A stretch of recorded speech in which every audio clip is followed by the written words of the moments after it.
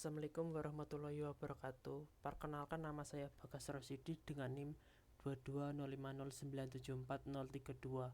Di sini saya akan menerangkan tentang materi model infrastruktur jaringan. Yang pertama adalah pengertian.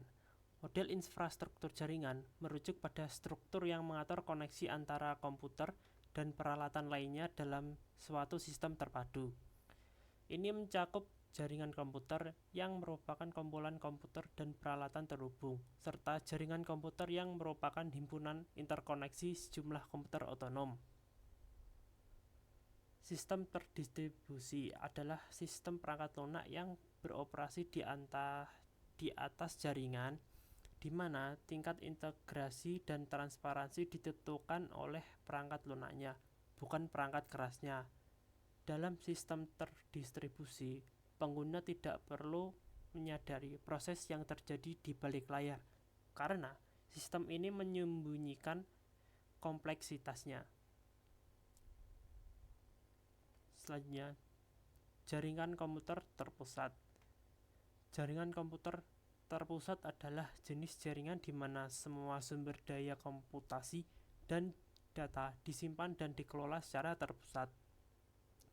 Dalam jaringan ini, semua keputusan pengolahan data dan pengelolaan sumber daya terpusat di suatu lokasi dan server utama. Komputer-komputer lainnya dalam jaringan berfungsi sebagai terminal yang terhubung ke server pusat untuk mengakses data atau layanan yang diperlukan. Contoh umum dari jaringan komputer terpusat adalah arsitektur client-server, di mana server bertindak sebagai entitas pusat yang mengatur dan menyediakan layanan kepada klien atau terminal. Jaringan terdistribusi. Jaringan terdistribusi adalah jenis jaringan di mana sumber daya komputasi dan data distribusi di antara beberapa komputer atau node dalam jaringan. Setiap node dalam jaringan terdistribusi memiliki otonomi relatif dan dapat berfungsi secara independen dalam melakukan komputasi dan menyimpan data. Node-node ini bekerja sama untuk mencapai tujuan bersama dengan saling berkomunikasi dan berbagi sumber daya melalui jaringan. Contoh jaringan terdistribusi adalah jaringan peer-to-peer, di mana setiap node memiliki peran yang sama dan berbagai sumber daya tanpa adanya entitas pusat yang mengatur.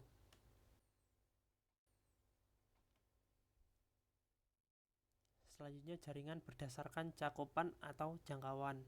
Yang pertama adalah Personal Area Network atau PAN, adalah jenis jaringan yang mencakup area kecil, biasanya hanya beberapa meter. Jaringan ini dirancang untuk digunakan oleh individu atau perangkat pribadi.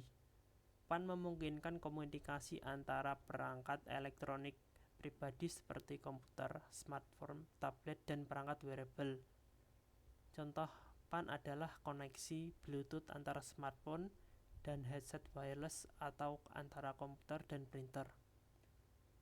Selanjutnya, LAN atau Local Area Network adalah jaringan komputer yang mencakup area geografis yang relatif kecil, seperti kantor, sekolah, atau gedung tertentu. LAN biasanya terdiri dari berbagai komputer dan perangkat yang terhubung dalam satu lokasi fisik. Tujuan utama dari LAN adalah untuk memungkinkan berbagai sumber daya seperti printer, file, koneksi internet. Contoh LAN adalah jaringan kantor yang menghubungkan komputer-komputer di kantor yang sama.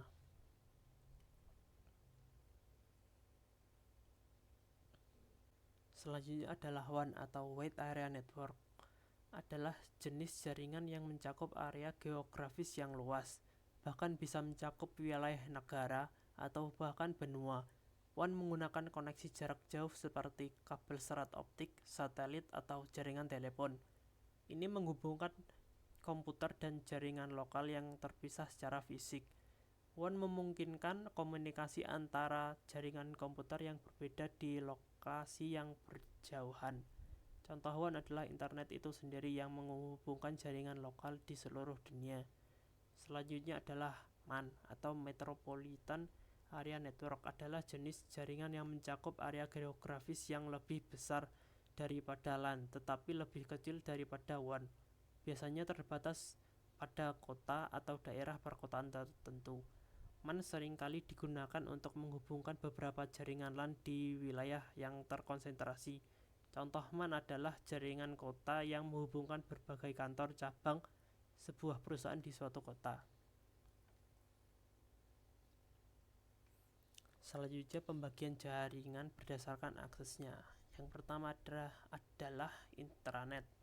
Intranet adalah jaringan internal perusahaan yang hanya dapat diakses oleh karyawan atau anggota organisasi tertentu. Ini digunakan untuk berbagai informasi, dokumen, dan sumber daya di dalam perusahaan, meningkatkan komunikasi dan kolaborasi antara departemen atau tim. Selanjutnya internet. Internet adalah jaringan global yang terbuka untuk publik, memungkinkan akses ke berbagai layanan dan informasi ke seluruh dunia. Dapat diakses oleh siapa saja yang memiliki koneksi internet, memberikan akses ke situs web, email, media sosial, dan banyak lagi. Selanjutnya pembagian jaringan. Pembagian jaringan termasuk menjadi dua, yaitu wired network, yaitu menggunakan kabel fisik untuk menghubungkan perangkat, umumnya memberikan kecepatan dan kestabilan yang tinggi, cocok untuk lingkungan di mana keamanan dan kecepatan sangat penting seperti di kantor atau pusat data. Selanjutnya adalah wireless network, menggunakan gelombang radio atau inframerah untuk menghubungkan perangkat tanpa kabel fisik, memberikan fleksibilitas dan mobilitas tinggi. Umumnya digunakan di lingkungan di mana mobilitas sangat penting, seperti kantor modern, tempat umum, atau rumah tangga. Selanjutnya pembagian jaringan berdasarkan cara membangunnya. Yang pertama adalah ad hoc. Jaringan ad hoc adalah jaringan nirkabel yang dibangun langsung antara perangkat tanpa memerlukan infrastruktur pusat. Setiap perangkat berperan sebagai node yang dapat berkomunikasi langsung satu sama lain. Ini sering digunakan di tempat di mana infrastruktur jaringan tidak tersedia, dalam situasi yang membutuhkan mobilitas dan fleksibilitas tinggi. Selanjutnya infrastruktur. Jaringan infrastruktur adalah jaringan yang menggunakan titik akses atau router sebagai pusat koordinasi komunikasi antara perangkat-perangkat dalam jaringan. Perangkat-perangkat terhubung ke titik akses atau router yang kemudian terhubung ke infrastruktur jaringan yang lebih luas seperti internet atau jaringan lokal. Jaringan ini memberikan kestabilisan dan manajemen yang lebih baik karena menggunakan infrastruktur pusat untuk mengatur lalu lintas data dan keamanan jaringan. Selanjutnya adalah topologi jaringan. Yang pertama adalah topologi bus. Topologi bus adalah salah satu jenis topologi jaringan yang paling sederhana. Dalam jaringan ini, semua perangkat terhubung ke satu kabel tunggal yang disebut bus. Data dikirimkan melalui kabel tunggal ini dan setiap perangkat di dalam jaringan menerima semua data yang dikirimkan.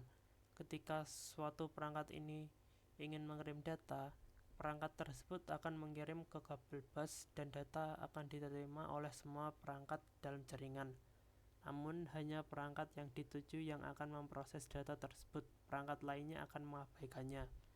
Kelebihan topologi bus: sederhana, biaya rendah, mudah diperluas. Kekurangannya adalah kerentanan terhadap gangguan, pembatasan jumlah perangkat, dan kinerja terpengaruh.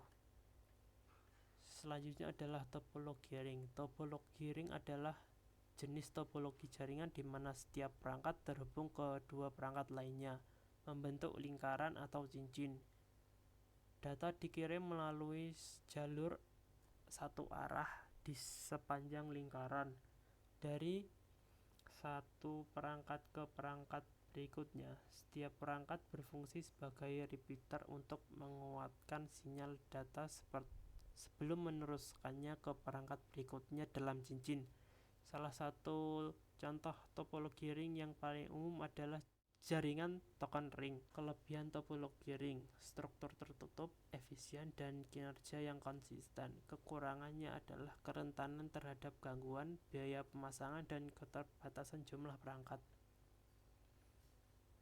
Selanjutnya, topologi star adalah jenis topologi yang dimana setiap perangkat terhubung langsung ke pusat atau switch sentral. Semua komunikasi antara perangkat dalam jaringan melewati pusat tersebut. Pusat atau switch bertindak sebagai pengatur lalu lintas data dalam jaringan, dan setiap perangkat memiliki jalur komunikasi langsung dengan pusat.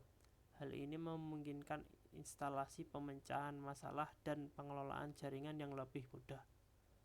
Kelebihan topologi star: pemeliharaan yang mudah, skalabilitas, dan isolasi masalah. Kekurangan topologi star: ketergantungan pada pusat, biaya pusat, dan keterbatasan jarak. Selanjutnya adalah topologi mesh. Topologi mesh adalah jenis topologi jaringan di mana setiap perangkat terhubung langsung ke setiap perangkat lainnya dalam jaringan. Dalam topologi mesh penuh, setiap perangkat memiliki jalur koneksi langsung ke setiap perangkat lainnya. Sedangkan dalam topologi mesh parsial, hanya beberapa perangkat yang terhubung langsung ke setiap perangkat lainnya. Topologi ini sangat resilient karena jika satu jalur komunikasi gagal, masih ada jalur alternatif yang dapat digunakan. Kelebihan topologi mesh: keterandalan tinggi, toleransi terhadap kegagalan, keamanan tinggi.